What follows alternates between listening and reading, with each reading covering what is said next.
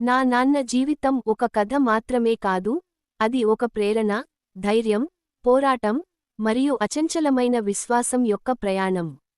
ఆయన అన్నీ ఒంటరిగా ఎదుర్కొన్నారు, కాని ఎప్పుడూ ఆశను వదలలేదు.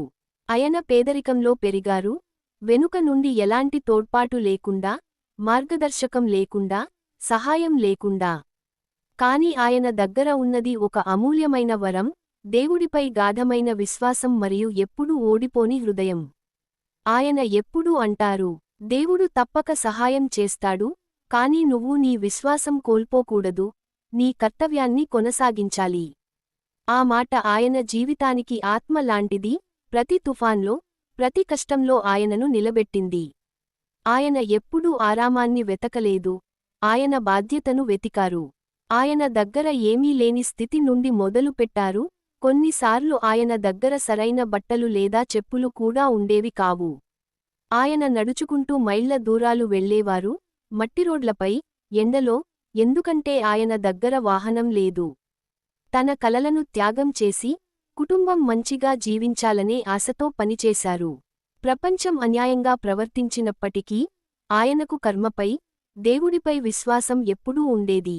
ఆయన నమ్మకం, మంచి పనికి ఫలితం ఆలస్యంగా అయినా తప్పక వస్తుంది. నిజంగానే ఆయన విశ్వాసమే ఆయనకు బలమైంది. ఆయన కుటుంబానికి ఆధారం అయ్యారు, అందరూ ఆధారపడే వ్యక్తి. ఆయన కేవలం సహాయం చేయలేదు, మార్గనిర్దేశం చేశారు, కాపాడారు, ప్రేరేపించారు. ఆయన మాటలు, ఆయన మౌనం, ఆయన పోరాటం, ఇవన్నీ ఏ పుస్తకం కన్నా గొప్ప పాఠాలు నేర్పాయి.